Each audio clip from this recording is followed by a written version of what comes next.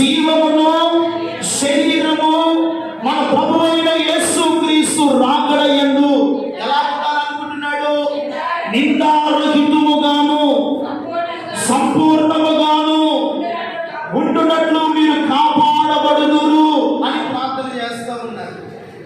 మన ప్రభువైన యేసుక్రీస్తు రాకడ యందు క్రైస్తవులను పడుతున్నటువంటి మనము, సార్వత్రిక సంఘముగా పిలువబడుతున్న దేవుని బిడ్డలమైనటువంటి మనము ఆయన రాకడ యందు ఎలా ఉండాలంట?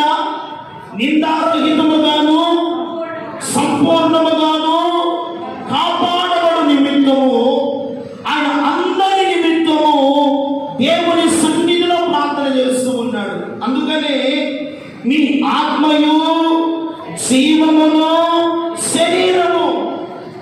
మానవుని జీవితంలో 3 ప్రాముఖ్యమైన భాగాలు ఉన్నాయి. ఒకటి ఆత్మయు, రెండవది జీవము, మూడవది శరీరము. ఈ 3 భాగాలు మనం గమనించినట్లయితే ఈ ఆత్మ అనేది దేవుడు మానవుడికి ఇచ్చినది. మానవుల జీవాత్మను దేవుడు ఊదాడు. శరీరము మట్టి నుండి చేయబడింది కనుక ఒకరోజు ఏమైపోతుంది? మన్నైపోతుంది. అందుకని అపోస్తలుడైన పౌలు గారు హెబ్రీయులకు రాస్తున్నటువంటి పత్రిక 4వ అధ్యాయము 12వ వచనంలో అంటున్నాడు, ఎందుకనగా దేవుని వాక్యము సజీవమైనదై రెండంచులు గల ఎటువంటి ఖడ్గము కంటెను వాడిగా నుండి ప్రాణ ఆత్మలను కీళ్లను మూలుగులను విభజించు మట్టుకు చూడుచు హృదయం యొక్క తలంపులను ఆలోచనలను శోధించుచున్నది. దేవుని వాక్యం ఎలాంటిదంట? రెండంచులు కలిగినటువంటి ఖడ్గము. అది వాడి కలిగినటువంటి ఖడ్గము. అది ప్రాణ ఆత్మ శరీరములలో దూర్చుకొని పోవచ్చు. హృదయం యొక్క తలంపులను ఆలోచనలు ఏం చేస్తుంది అంట? దేవుని వాక్యము శోధిస్తూ ఉంది. దేవుని బిడ్డలారా, ఈ దినమున ఉపవాసం ఉండి దేవుని మందిరానికి వచ్చావు, దేవుని సన్నిధిలో ప్రార్థన చేసుకుందానికి వచ్చావు. నీ హృదయంలో ఎన్నో తలంపులు ఉన్నాయి, ఎన్నో ఆశతో వచ్చావు, ఎంతో కోరికతో దేవుని మందిరానికి వచ్చావు. మంచిదే కాదంటలేదు.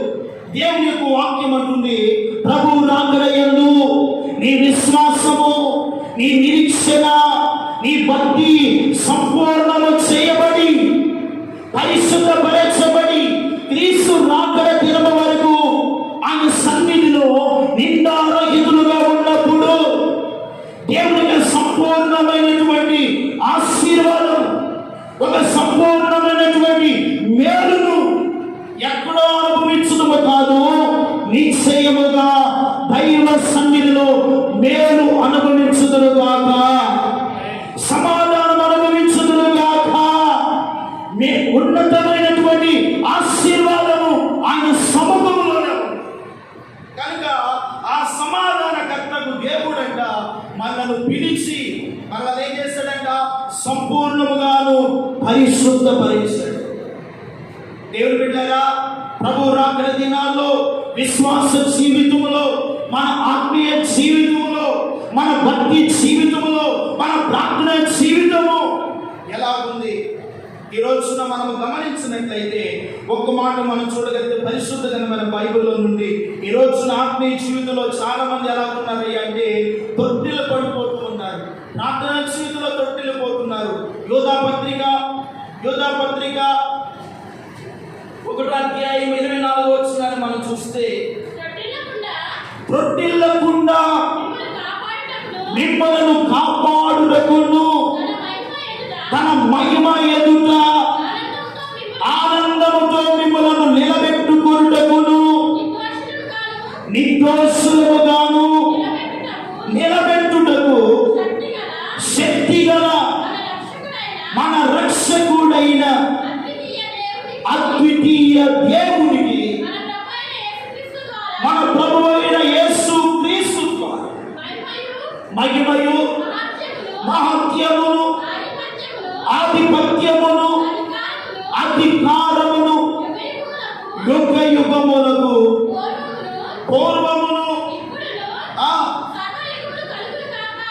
సర్వయుగములలో కలుగును గాక. దేవుని స్తోత్రం కలుగును గాక. దేవుని బిడ్డలారా, క్రీస్తు రాకడ దినమందు మనం ఎలా ఉండాలంటున్నాడు పౌలు గారు? నిర్దోషులుగాను, నిందారహితులుగాను, పరిశుద్ధులుగా ఉండాలి. అలా ఉండాలంటే మన ఆత్మీయ జీవితంలో రెండంచులు కలిగిన వాడి అయిన ఖడ్గము ప్రతి దినము ఆయన వాక్యము మన కీలలోనికి, మూలుగులోనికి, ఆత్మలోనికి దూచుకొని పోతూ హృదయం యొక్క తలంపులను ఏం చేస్తున్నాయి? శోధిస్తున్నాయి, పరిశోధన చేస్తూ ఉన్నాయి. కానీ ఈ రోజున మానవుడు వాటిని శోధిస్తూ ఉన్నా కూడా వాక్యాన్ని గ్రహించలేని స్థితిలో ఉంటున్నాడు.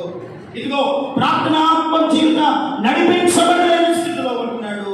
దేవుని ఆత్మ చేత నడిపించలేని పరిస్థితిలో ఉంటున్నాడు. అందుకనే యోధా తన పత్రికలు అన్నాడు, రొట్టెల్లకుండా. ఈరోజున చాలా మంది ఆత్మీయ జీవితంలో తొట్టిల్ల పాటు ఉంది. అవునా కాదండి? ప్రార్థన జీవితంలో తొట్టిల్ల పాటు, దేవుని మందిరానికి వచ్చే విషయాల తొట్టిల్ల పాటు, దేవుని వాక్యాన్ని చదివే విషయంలో, దేవుని వాక్యానుసారమైన జీవితంలో తొట్టిల్ల పాటు మన జీవితాల్లో ఉన్నాయి. అలా ఉన్నప్పుడు దేవుని సన్నిధిలో మనము నిందారహితులము కాబట్టలేము, దేవుని ఆశీర్వాదాన్ని పొందలేము, దేవుని అంతా ఏ మేలు అనుభవించలేము. అందుకనే గ్రహించినటువంటి యోధా తన పత్రికలు అంటాడు, త్రొట్టిల్లకుండా ఆయన మిమ్మలను కాపాడి తన మహిమ ఎదుట ఆనందముతో మిమ్మల్ని నిలబెట్టాలంట. దేవుని స్తోత్రం కలుగునగా. ఎక్కడ నిలబెట్టాలంట?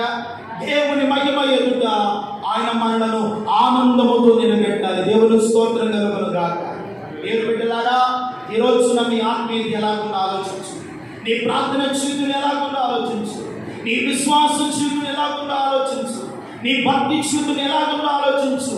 నీ ప్రార్థన అనుభవాలు ఎలా ఉన్నాయో ఆలోచించండి. ఎక్కడ నువ్వు త్రొట్టిలో పోతున్నావో, ఎక్కడ దేవుని ఎదుట ఆనందముతో నిలబెట్టాలని భక్తులు ఆరాటపడుతూ ప్రార్థన చేస్తూ ఉన్నారు. ఇదిగో ప్రభు రాకడ దినాల్లో ఉన్నటువంటి మన జీవితాల్లో ఎంతమంది ఈ రోజున త్రొట్టిలు కోరుకున్నారండి? భక్తిలో త్రొట్టిలు పోవడం, ఆత్మీయ జీవితంలో వెనుకంచి వేయటం, ప్రార్థన జీవితాన్ని వెనుకంచి వేయటం, దేవుని సన్నిధిని వెనుకంచి వేసే అనుభవాలు. అందుకే ఆశీర్వాదాన్ని అనుభవించలేకపోతున్నారు, సమాధాన స్థితిని పొందలేకపోతున్నారు. దేవుని యొక్క జీవితంలో మీ పట్ల చేయవలసిన కార్యాలు చూడలేని స్థితిలో ఉండడానికి గల కారణము ఇదిగో ప్రార్థన జీవితంలో త్రొట్టిల్ల పాటు. అందుకనే యోహాను సువార్తలో యేసు ప్రభు వారు చెప్పాడు కదా, యేసు ప్రభు వారు చెప్పాడు, యోహాను సువార్త 10:29 ఒక్క మాట చదువుకుంటే,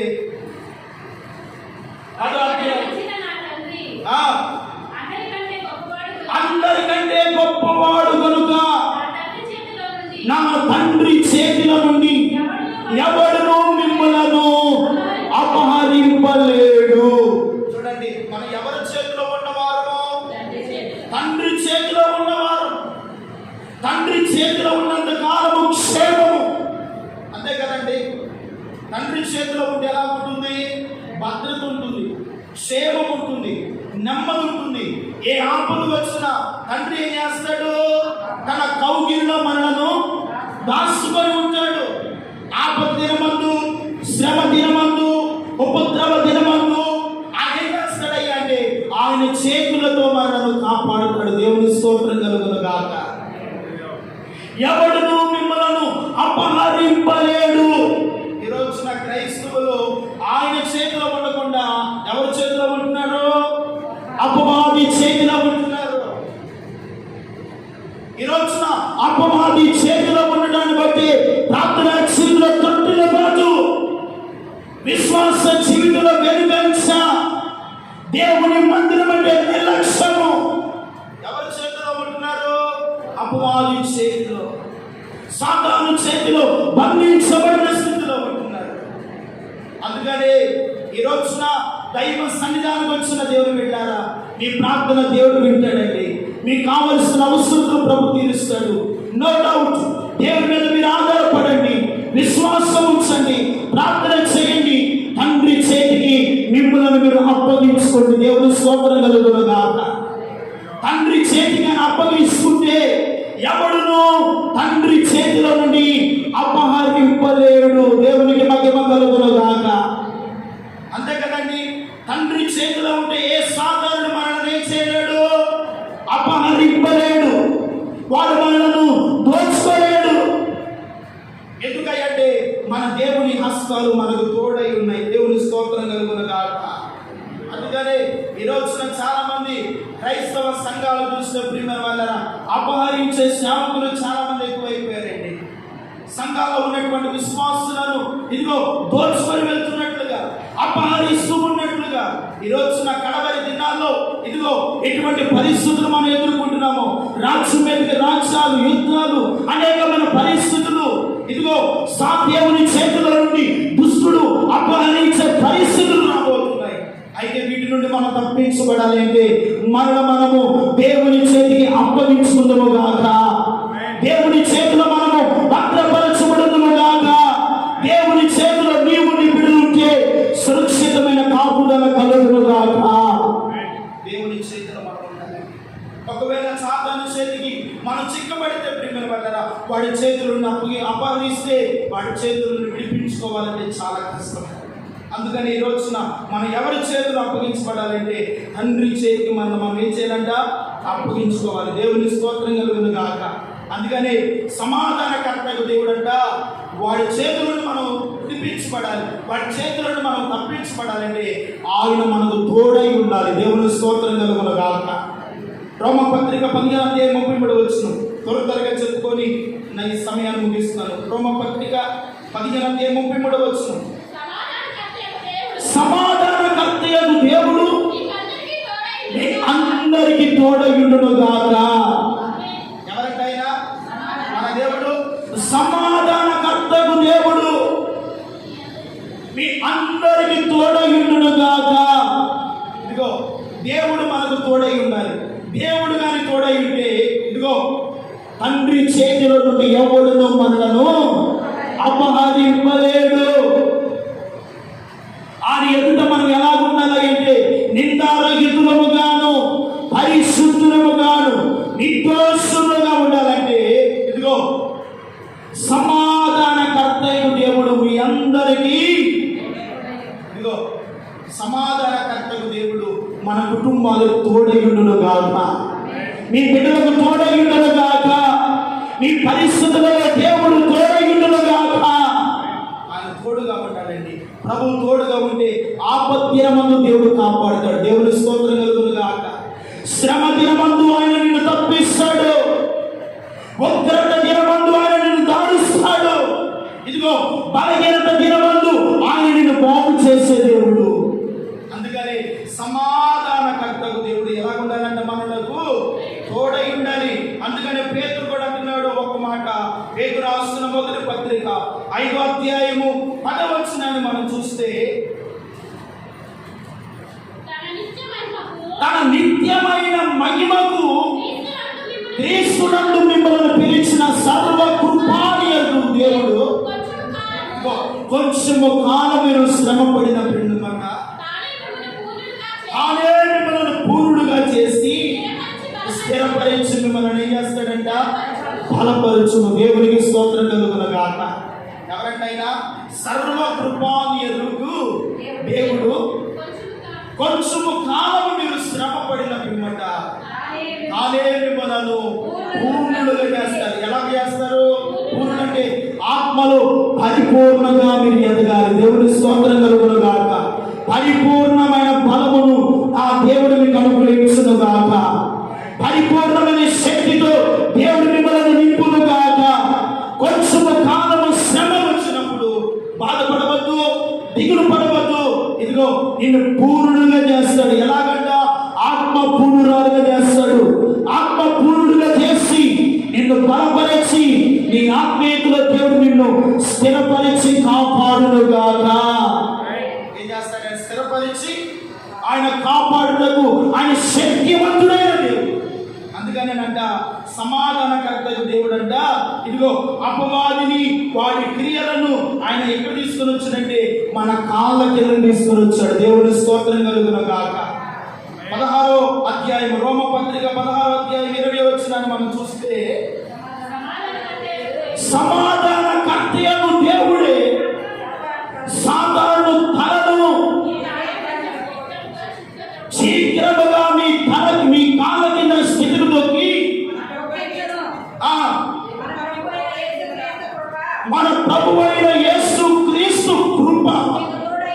మీ అందరికి తోడయుండును గాక. ఎవరి కృప అంట? మన ప్రభువు అయిన యేసు క్రీస్తు వారి యొక్క కృప మీకు తోడయుండును గాక. ఎందుకయ్యా తోడయుండంటే, సమాధానకర్తకు దేవుడు మన కాళ్ళ కింద ఎవరిని పెట్టాడు? సాతాన్ని పెట్టాడు. ఈ లోకంలో వచ్చిన శ్రమను చూసి, పరిస్థితులను చూసి కృంగిపోవద్దు దేవుని బిడ్డ. నీ విశ్వాస జీవితంలో ఎన్ని శోధనలు వచ్చినా, ఎన్ని శ్రమలు వచ్చినా భయపడవద్దు, దిగులు చెందవద్దు. ఇదిగో నీ కాళ్ళ కింద దేవుడు సాతాన్ని ఉంచాడు. వాడిని నువ్వేం చేయాలంటే, ఆయన అధికారమును బట్టి వాడిని చితకదొక్కినప్పుడు ఆయన కృప మీకు సదాకాలము తోడయుండును గాక. కృప మనకు తోడు, కృప మనల్ని బలపరుస్తుంది, కృప మనకు క్షేమములు ఇస్తుంది. అందుకని దావీదు అంటాడు కదా, కృపాక్షేమములు నా వెంట, దేవుని కృపాక్షేమములు మీ వెంట సదాకాలము వచ్చును గాక. మీరు ప్రార్థన చేస్తూ ఉండగా కృపాక్షేమములు మిమ్మల్ని బలపరచును గాక, కృపాక్షేమములు మిమ్మల్ని కాపాడును గాక, కృపాక్షేమములు కలిగిన శ్రమ నుండి తప్పించును గాక. శ్రమ నుండి తప్పిస్తాయి, రోగము నుండి తప్పిస్తాయి, పరిస్థితుల నుండి తప్పిస్తాయి. కాబట్టి దిగులు చెందవద్దు, భయపడవద్దు, భీతి చెందవద్దు. పౌలు గారు అంటున్నాడు కదా, ఇదిగో మొదటి దశలోనికి పత్రిక 5వ అధ్యాయం 24వ వచనం అన్నాడు, సమాధానకర్తకు దేవుడు మిమ్మల్ని పిలిచాడట. మనల్ని పిలిచిన దేవుడు ఎవరు? పిలిచిన వాడు ఎవరు? నమ్మదగిన వాడు. హల్లెలూయా. నమ్మదగిన వాడు నీ అక్కర్లను తీర్చును గాక. నమ్మదగిన దేవుడు నీకు సహాయము చేయును గాక. నమ్మదగిన దేవుడిని ఈ దినమున ప్రార్థన చేస్తూ ఉండగానే సహాయము ఆకాశము వాకిలి విప్పబడి సహాయము నిన్ను బలపరచును గాక. సహాయం వస్తుంది. భయపడవద్దు, దిగులు పడవద్దు, భీతి చెందవద్దు. దేవుని వాక్యం మనకుందండి. వాళ్ళని పిలిచిన దేవుడు ఎవరంట? నమ్మదగిన దేవుడు. కొరింథీయుల పత్రికలు అంటాడు, తన కుమారుని సహవాసమునకు మిమ్మల్ని పిలిచిన వాడు నమ్మదగిన వాడు.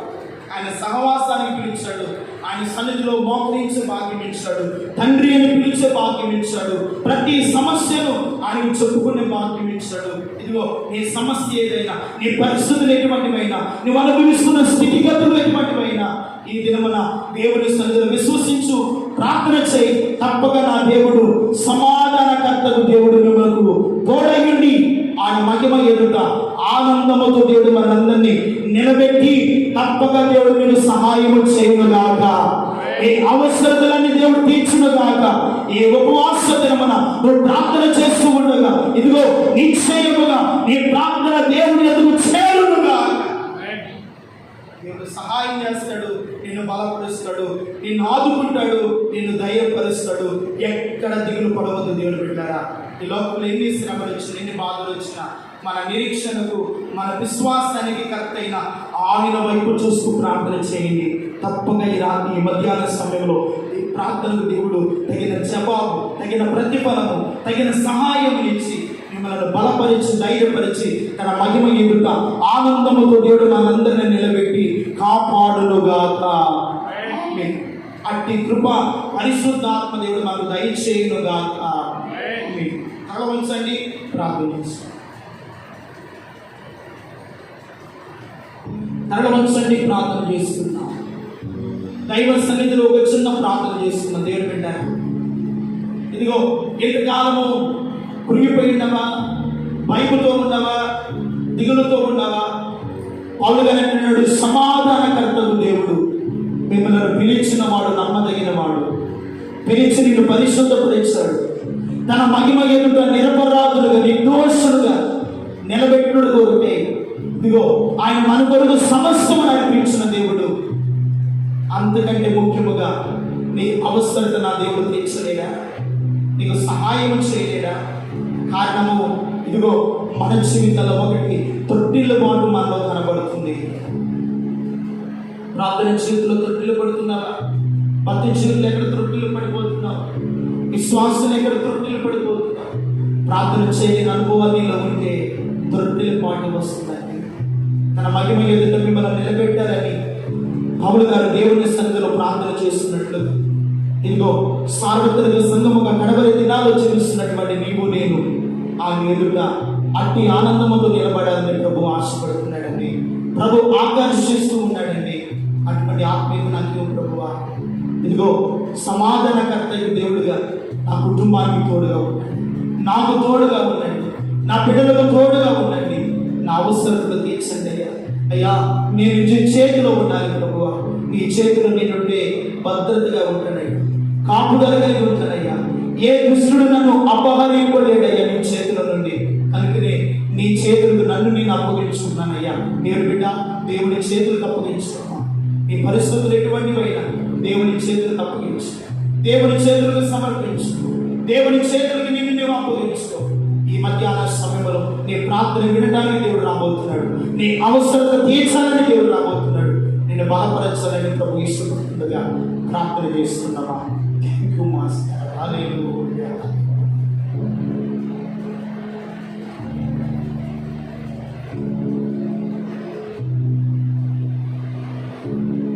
ఏకాంతి నిశీదిలో ఏ తోడు లేని విషాదపు వీధులలో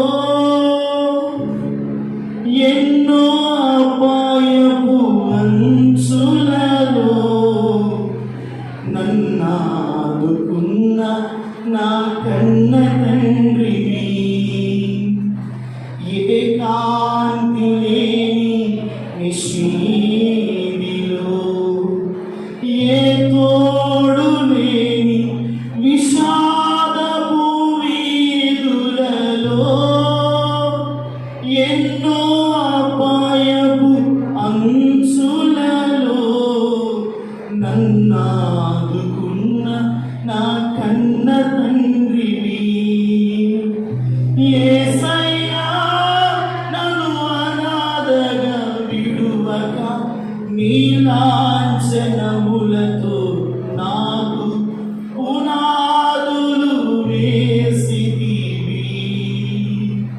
యేసయ్యా నన్ను అనాథగా విడువక నీ లాంఛనములతో నాకు పునాదులు వేసితివి. సృష్టికర్తవైన యెహోవా, నీ చేతి పని అయిన నాపై ఎందుకింత ప్రేమ? మంటికి రూపమిచ్చినావు,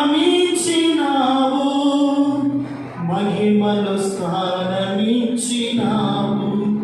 నీలో నన్ను చూచావు, నీలో నన్ను దాచావు. నిస్వార్థమైనది ప్రేమ, మరణము కంటే బలమైనది నీ ప్రేమ. సృష్టికర్తమైన యెహోవా, నీ చేతి పని అయిన నాపై ఎందుకింత ప్రేమ? ఏకాంతి లేని నిశ్చయితిలో ఏ తోడు లేడని బాధపడుతున్నావో దేవుడు బిడ్డారా, నీ లాంఛనములతో నీ పునాదులు కట్టగలిగినది, నీ అవసరతలు తీర్చగలిగినవాడు, నిన్ను ఆదుకునే దేవుడు ఆయన ఉన్నాడు. కనుక దైవ సన్నిధిలో కొంత సమయం ప్రాంతంలోనికి మనం కొనసాగుదాం. మొదటిగా దేవుడు మనకి ఇచ్చిన ఈ సంఘ అభివృద్ధి కొరకై, పరిచర్య విస్తరణ కొరకై, నూతన ఆత్మల రక్షణార్థమై, ఇదిగో రేపు ఉదయ కాలంలో జరుగుతున్న సండే స్కూల్ పరిచర్య, 10 గంటల నుండి ప్రారంభించబోతున్న దైవారాధన పరిచర్య ఇప్పుడు దీవెనకరంగా జరిగించినట్టు విస్తారమైనటువంటి ప్రజలను తీసుకుని వచ్చినట్టు ఈ పరిచర్య అన్యచరులకు వెలుగుగా, సత్యానికి స్తంభముగా, పరలోకపు గవినిగా దేవుడి పరిచర్య దినదినం అభివృద్ధి పరచినట్లుగా, సంఘ సరిహద్దులు విశాలపరచినట్లుగా, నూతనమైన ఆత్మను దేవుడు సంఘములోనికి నడిపించినట్లుగా, దేవుడు సంఘములో ప్రతి అవసరత దేవుడు తీర్చినట్లుగా, ఆయన సహాయము చేయనట్లుగా సంఘ అభివృద్ధి కొరకై దేవుని సముఖములో ప్రార్థన చేద్దాం. అందరూ కూడా ఒక్కొక్కరుగా దేవుని సన్నిధిలో మిగిల్చిన ప్రార్థన అంశాన్ని మెత్తమై దైవ సన్నిధిలో ప్రార్థన చేద్దాం. మొదటిగా ఎస్తేరు మాంటి గారు సంఘ అభివృద్ధి కొరకై, సంఘ క్షేమము కొరకై, రేపు జరుగుతున్న పరిచర్య కొరకై ప్రార్థన చేస్తారు. ప్రార్థనలు ఏకీభవిద్దాం. ఇచ్చిన అంశాల కొరకు మాత్రమే క్లుప్తంగా వాక్యానుసారంగా సమయోచితంగా ప్రార్థన చేద్దాం. అందరూ కూడా దైవ చిత్తానుసారంగా ప్రార్థించవలసిందిగా ప్రేమతో మనం చేస్తూ ఉన్నాం.